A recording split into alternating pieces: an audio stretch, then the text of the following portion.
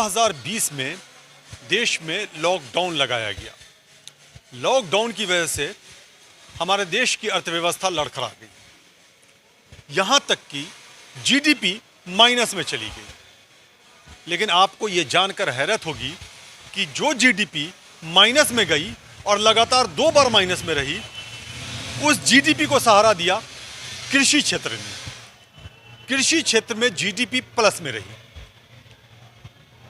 जाहिर सी बात है, कृषि क्षेत्र अगर जीडीपी को प्लस रेट दे रहा है तो इसका क्रेडिट किसानों को जाता है, और वही किसान आज सड़कों पे घूम रहा है, यानी सड़कों पे बैठा है, आंदोलन कर रहा है। आप गाजीपुर बॉर्डर चले जाएं, सिंघू बॉर्डर चले जाएं, टिकरी बॉर्डर चले जाएं, जहां भी जाएं किसान आपको प्रदर्शन करते नजर आएंगे।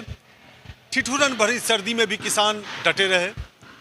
गर्मी का प्रकोप धीरे धीरे बढ़ रहा है, फिर भी किसान डटा है। यहाँ तक कि शायद बारिश का भी सामना करना पड़े किसानों को, फिर भी किसान डटा हुआ है। अब तो महापंचायतें भी हो रही हैं, दूसरे राज्यों में भी किसानों को जागरूक करने की कोशिश की जा रही है।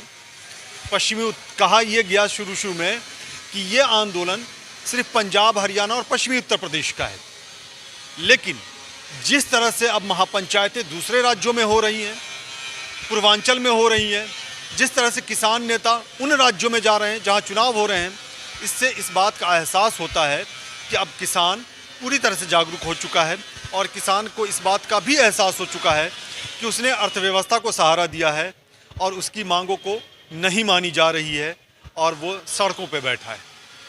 हमारे साथ 2 मेहमान हैं, हम उनसे चर्चा करेंगे। एक दिल्ली हाई कोर्ट के एडवोकेट हैं अशोक कुमार, और एक राजवीर सिंह जादौन हैं, भारतीय किसान यूनियन टिकैत ग्रुप के गुट के उत्तर प्रदेश के प्रदेश अध्यक्ष हैं।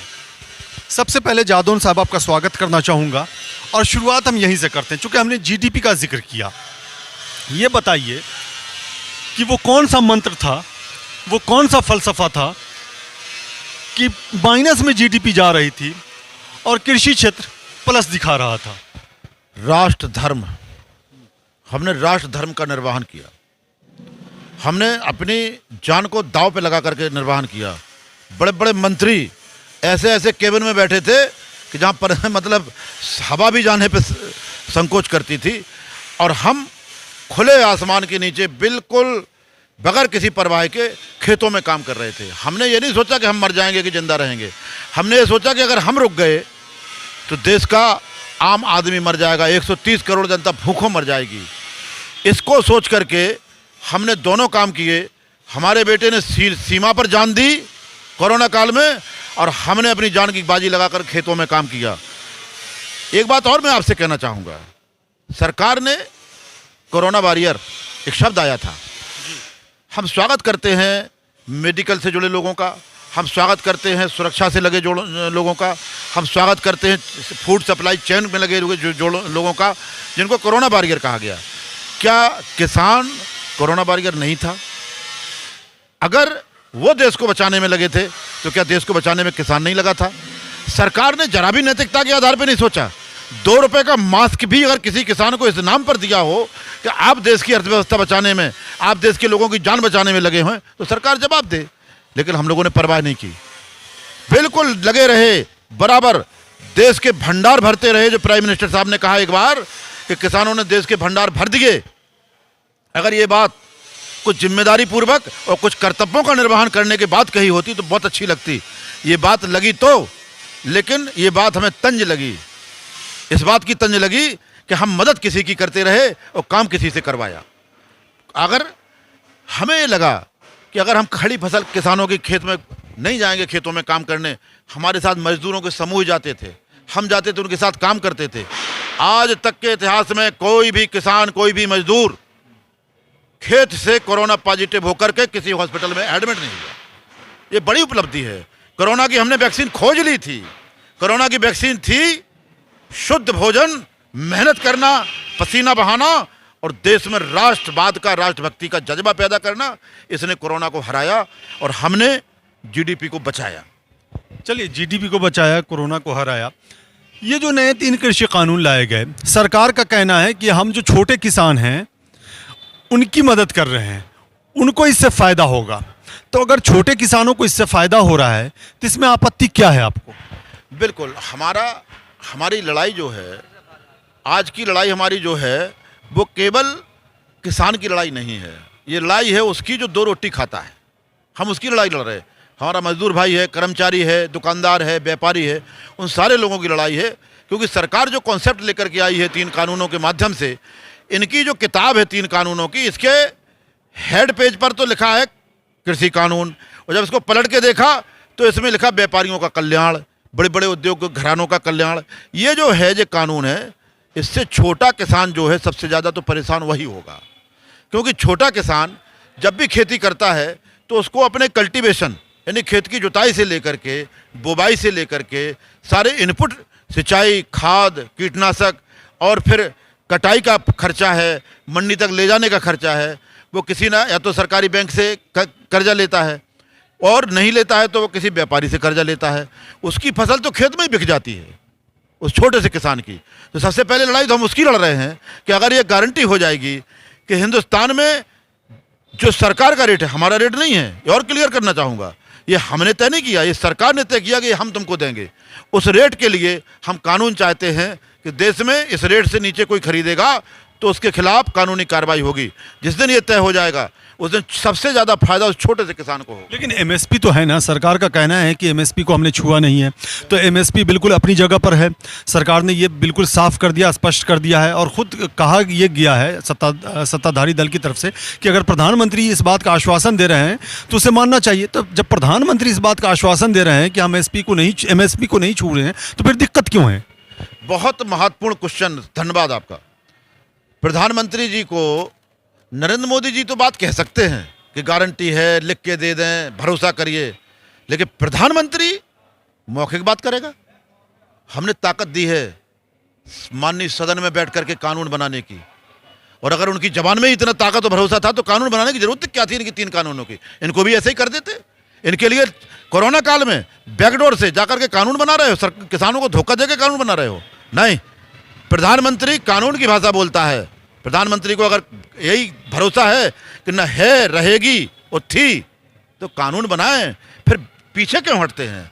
अगर इतनी मजबूती से बिल पावर इतना मजबूत है सरकार का, तो बिल पावर तो कानून से दिखता है ना। लेकिन कानून तो पहले भी नहीं था ना। बिल्कुल नहीं था। बहुत महत्वपूर्ण क्वेश्चन फिर किया आपने। इसी भाजपा गवर्नमेंट 2014 में आने के बाद इन्होंने एक कमेटी का गठन किया था शांता कुमार जी की अगुवाई में, और शांता कुमार जी की भी बैकग्राउंड आपको पता हो, देश को पता है कि भाजपा के हिमाचल के मुख्यमंत्री थे। उनके अपने आयोग में अपने व्यक्ति के द्वारा जब सर्वे करके और सदन के पटल पर रिपोर्ट रखी गई तो उन्होंने कहा हिंदुस्तान में केवल 6% किसान ही जीडीपी का फायदा उठा पाता है, 94% किसान वंचित रह जाता है। उसी दिन से भारतीय किसान यूनियन और टिकैत साहब ने ये मांग दोहराना शुरू कर दी थी कि जब तक कानून नहीं बनेगा, जब तक पूरे 100% किसान को फायदा इसका नहीं मिलेगा। तो ये तो सरकार का जो फंडा रहा पुराना, इन्होंने उसका खोज की और यही पीछे हट रहे हैं। अगर हमको लाभ देना चाहते हैं, सपोर्ट प्राइज ही तो मांग रहे हैं, बेनिफिट प्राइज तो नहीं मांगा। बेनिफिट प्राइज तो दूसरी बात हो जाएगी। हम सपोर्ट प्राइज जो सरकार देना चाहती है वो कानून के माध्यम से दे। सरकार मौखिक बात करते अच्छी नहीं लगती, सरकार कानून की बात करते अच्छी लगती है। इसलिए हम कह रहे हैं कि एमएसपी पे कानून बनना चाहिए और तभी देश के किसान का कल्याण होगा। और वो खासकर जिस छोटे किसान की बात सरकार कर रही है, जब तक एमएसपी पे कानून नहीं होगा छोटा किसान फायदा नहीं उठा पाएगा। और सरकार एक और फंडा लेकर के आई, शायद आप भूल जाए, मैं इसको भी ऐड कर दूं, किसान सम्मान निधि। हाँ बोले। कहा कि हम छोटे किसान को फायदा दे रहे, 500 रुपये महीने, 6000 रुपया साल, 500 रुपये महीने में किसान को जो कह रहे हैं कि उसको हमने बड़ी मदद की है। लेकिन पहले ये मिल रहा था, हमने मांगा भी नहीं था, हमने मांगा भी नहीं था। हमने उसको किसान, अगर सरकार देना चाह रही है, सरकार तो सरकार होती है, बड़ा मन होता है, किसी व्यक्ति का खजाना थोड़ी है, हिंदुस्तान के एक एक नागरिक का खजाना है जिससे निकाल के दे रहे हैं। अगर सम्मान निधि नाम रखा था तो राशि भी सम्मान नहीं होना चाहिए थी। 500 रुपये महीना दे करके किसान की बेइज्जती करने का काम किया है। कुछ भी नहीं कर सकता, कुछ भी 500 रुपये में एक दिन कुछ भी नहीं कर सकता किसान।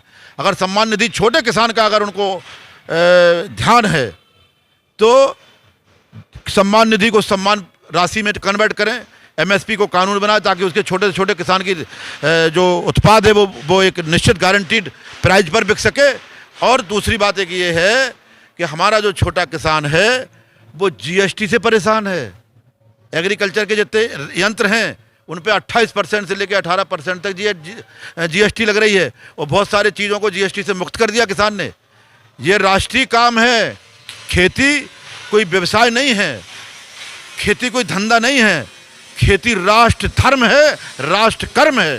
राष्ट्र कर्म में आने वाले यंत्रों को जीएसटी के दायरे में। इस पे आपसे सवाल करेंगे, चूंकि महंगाई भी एक बड़ा मुद्दा है और महंगाई का भी जिक्र होना बहुत ज़रूरी है। चूंकि जीएसटी का जिक्र हुआ इसलिए ये जहन में मेरे बात आ गई। लेकिन वकील साहब से एक सवाल करना चाहूँगा। वकील साहब, थोड़ा सा कानूनी पहलू को समझाएं। किसान को अन्नदाता कहा जाता है, यहाँ तक ठीक है, लेकिन अगर किसानों को, मैं कानूनी पहलू समझना चाहूँगा इस सिलसिले में, अगर किसानों को देशद्रोही कहा जाए, पाकिस्तानी कहा जाए, चीन समर्थक कहा जाए, आतंकी कहा जाए, खालिस्तानी कहा जाए, तो क्या प्रोविज़न है कानून में इसके लिए? ये तो आप मेरी मानहानि कर रहे हैं, मेरे राष्ट्रवाद पर, मेरे राष्ट्रीयता पर आप क्वेश्चन मार्क कर रहे हैं।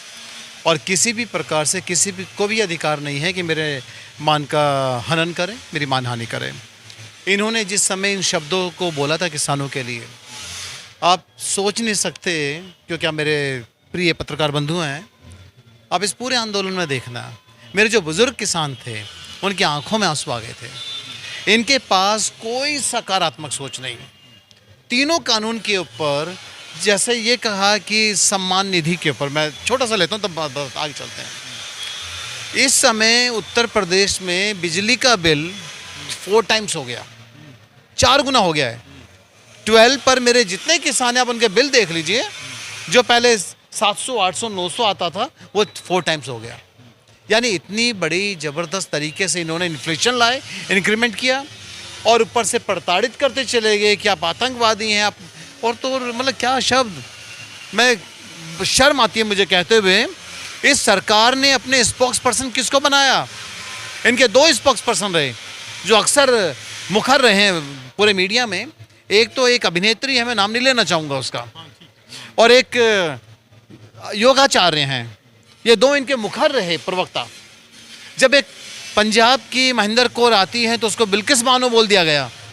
इन्होंने बहुत षड्यंत्र करने की कोशिश की, लेकिन हाँ, कानूनी दायरे में बात करता क्या इस मुद्दे को लेकर के मैं थोड़ा सा और क्लियर करवाना चाहता हूँ, क्या इस मुद्दे को लेकर के न्यायालय का शरण लिया जा सकता है? बिल्कुल लिया जा सकता है, बिल्कुल 100%, क्योंकि मेरा मौलिक अधिकार है।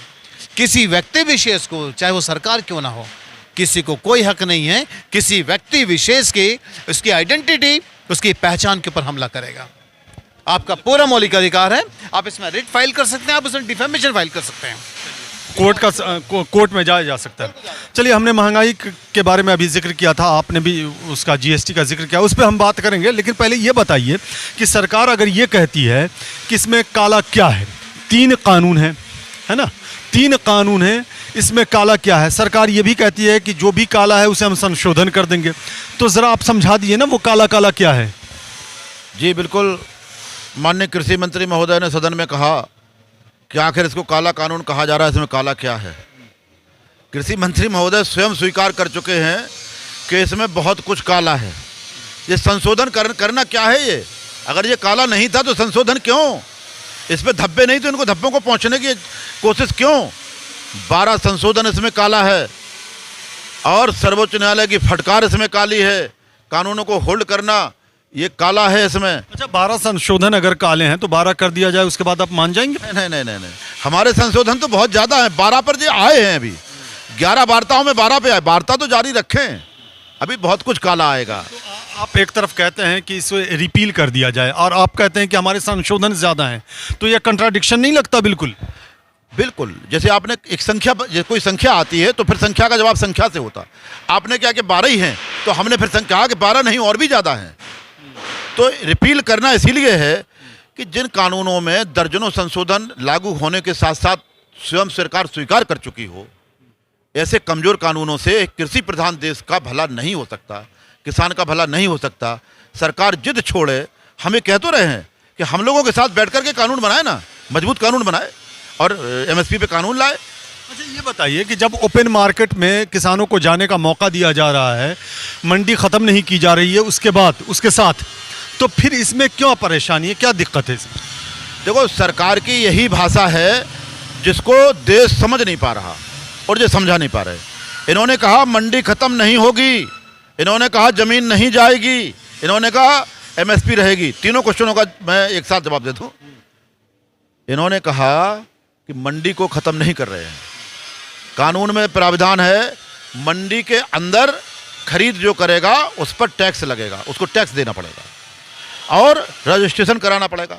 मंडी के बाहर जो खरीद करेगा वो रजिस्ट्रेशन नहीं करवाना पड़ेगा और टैक्स भी नहीं देना पड़ेगा।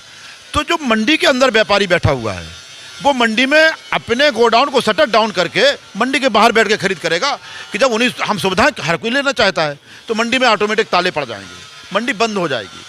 और जब मंडी बंद होगी तो निश्चित रूप से किसान परेशान होगा, क्योंकि जब मंडी में एक कानून के दायरे के तहत खरीद होती थी फिर भी मंडी के व्यापारी करोड़ों रुपए किसान का लेके भाग जाते थे।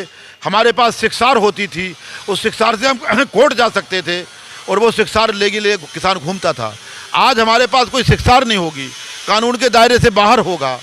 जब नीरव मोदी जैसे लोग बैंक लूट कर भाग गए तो किसान की फसल, कमजोर तबके की फसल लूट करके तो भाग ही जाएंगे लोग।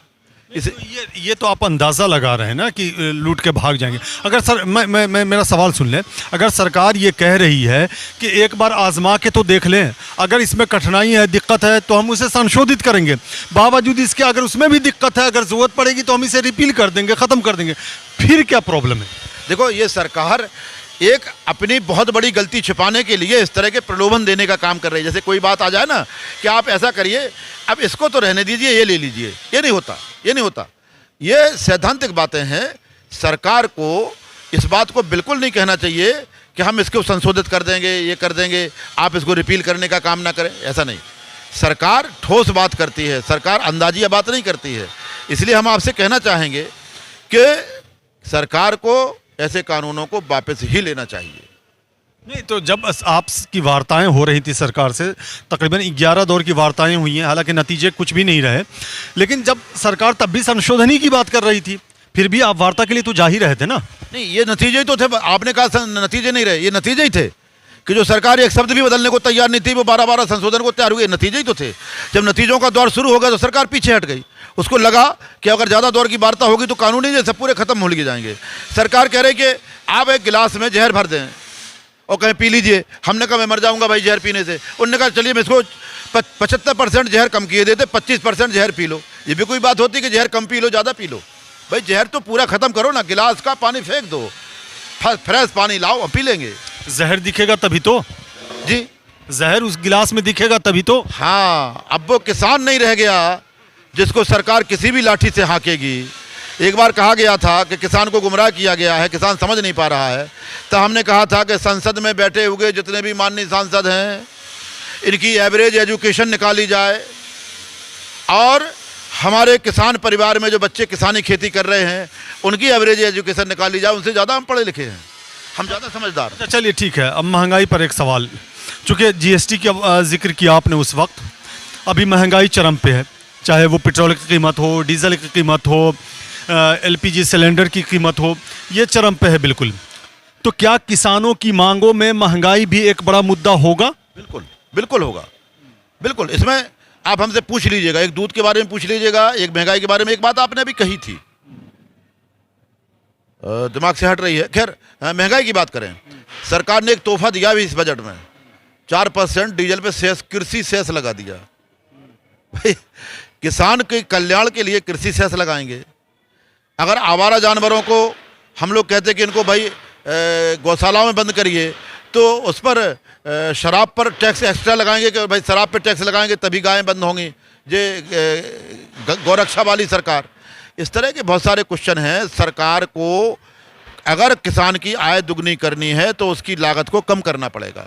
लागत बढ़ाते जा रहे हैं और कीमत हमारी हमको मिल नहीं रही। चलिए ठीक है, आपने कहा कि महंगाई भी एक बड़ा मुद्दा होगा, मांग में आपने कहा कि ये शामिल होगा मुद्दा। आप इत्तेफाक रखते हैं कि मांग में शामिल होगा मुद्दा? बिल्कुल। महंगाई, भाई जो महंगाई बढ़ रही है, जो भाई महंगाई को केवल महंगाई में एक वैरायटी है।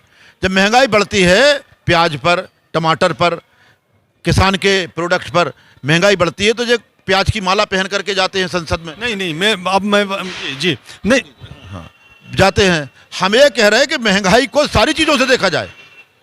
हमारे जो रियल एस्टेट है, हमारे जो निर्माण की सामग्री है, हमारे जो रोज़मर्रा की ज़रूरत पड़ने वाली सामग्री है, ट्रांसपोर्टेशन है, मेडिसिन है, ये बहुत सारी चीज़ों की महंगाई देखिए तो कहाँ जा रही है।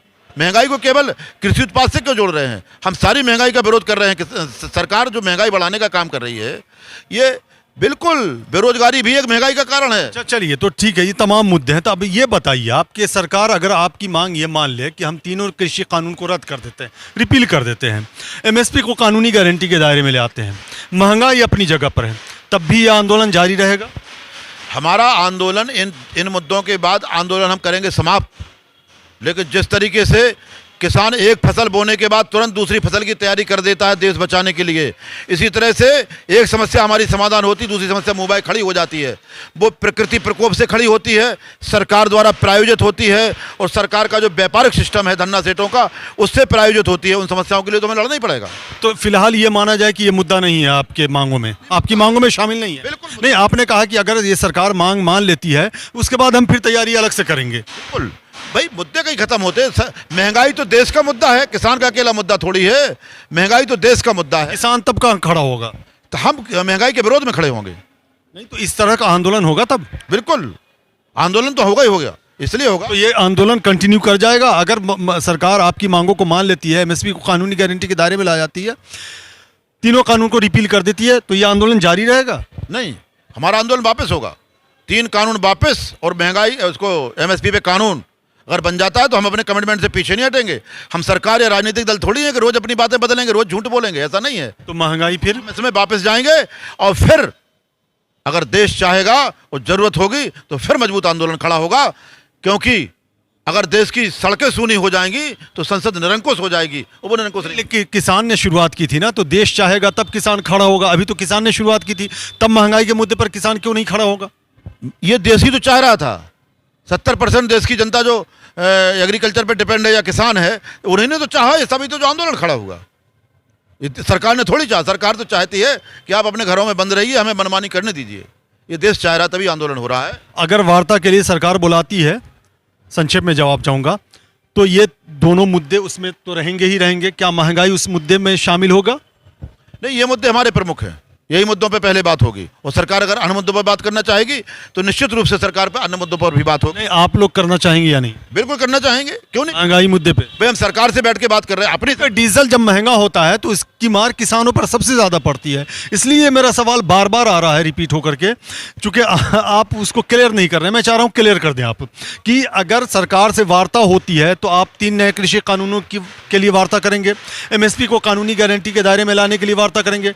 क्या उस वार्ता की मेज पे महंगाई का पर्चा होगा? महंगाई की बात होगी वहां पे? हमने सरकार से जिन मुद्दों पे बात कर रहे हैं वो सरकार के दिए हुए मुद्दे हैं। और सरकार ने एक मुद्दा और दिया हमारी आय दुगनी करने का। और जब आय दुगनी करने का मुद्दा आएगा तो महंगाई सबसे बड़ा रोड़ा होगा आय दुगनी करने में। तो महंगाई पे चर्चा क्यों नहीं होगी, करेंगे। अच्छा, पेट्रोल डीजल को जीएसटी के दायरे में लाया जाना चाहिए? बिल्कुल लाया जाना चाहिए। जब जीएसटी के दायरे में हिंदुस्तान का किसान है, हिंदुस्तान का राज्य सरकारें इसकी मुखालफत कर रही हैं। देखिए, तो अब तो केंद्र का मामला भी नहीं है, राज्य सरकारें मुखालफत बढ़ के कर रही हैं जीएसटी पे लाने के लिए। डीजल पेट्रोल को। हाँ भाई, सबसे ज़्यादा तो डीजल पेट्रोल पे राज्य सरकारें वसूल कर रही हैं। इसीलिए हर प्रांत में डीजल पेट्रोल के रेट भिन्न भिन्न है। एक देश तो एक रेट क्यों नहीं होना चाहिए, एक नेशन एक कानून क्यों नहीं होना चाहिए। तो हम तो चाह रहे हैं कि एक रेट हो जाए। सबसे ज़्यादा उत्पाद शुल्क है वो कम है, और केंद्र सरकारें जो वसूलती हैं लगभग दोगुना है, मतलब बहुत ज़्यादा है। इसलिए ये मेरा सवाल है। राज्य सरकारों की मजबूरी ये है कि सबसे ज़्यादा जो उनके पास राजस्व आता है वो इसी के माध्यम से आता है। तो इसको जीएसटी के दायरे में लाएं और राज्य सरकारों को जितनी रिक्वायरमेंट है विकास करने का उतना उनको बजट देते रहें। चलिए, आप दोनों का बहुत बहुत शुक्रिया। तो देखा, बहुत तफसील से बात हुई, बहुत विस्तार से बात हुई, और हर एक पहलू को समझाया इन्होंने कि इसमें काला क्या है। इन्होंने जीएसटी का जिक्र किया। कहा यह जाता है कि किसानों को कुछ नहीं आता है, लेकिन आपने देखा ये प्रदेश अध्यक्ष हैं और जादौन साहब, जिन्होंने बिंदुवार समझा दिया है कि जीएसटी क्या है। जीएसटी के दायरे में डीजल और पेट्रोल को भी लाया जाना चाहिए, जिसको लेकर के बहुत ज़्यादा विरोध भी हुआ था, बड़ी चर्चाएं हुई थी। जो उत्पाद शुल्क केंद्र ले रही है वो बहुत ज़्यादा ले रही है, चूँकि क्रूड ऑयल की कीमत एक वक्त ऐसा आया था कि तकरीबन 20-25 डॉलर प्रति बैरल हो गया था, और फिर भी तेल की कीमत बहुत ज़्यादा महंगी थी। एलपीजी सिलेंडर सब्सिडीज़ भी ख़त्म हो गई। सब्सिडीज़ भी ख़त्म हो गई। तो ये देखा आपने, तो तमाम चीज़ों को बिंदुवार तरीके से समझाया है इन्होंने। और इन्होंने एक दिलचस्प बात बताई। इन्होंने कहा कि जब सरकार ने कहा कि किसान को वर्गलाया जा रहा है, गुमराह किया जा रहा है, तो हमने कहा कि आप पहले पूरे सांसदों की लिस्ट निकाल लें, वो कितने पढ़े लिखे हैं, कितने जानकार हैं, फिर किसानों से आप बात करें। यानी किसानों का कॉन्फिडेंस भी आप देखें, यानी ये विश्वास जो है किसानों का, यही प्रेरित करता है उन्हें कि आंदोलन को लगातार जारी रखें, अपनी मांगों को मंजिल तक पहुंचाने के लिए। हालांकि महंगाई एक बड़ा मुद्दा है, इस पर इनका ये कहना है कि जब महंगाई की बात होगी हम फिर बाद में उस पर वार्ता करेंगे, बात करेंगे, देखेंगे, समझेंगे, अगर ज़रूरत पड़ेगी तो हम आंदोलन उस पर भी करेंगे।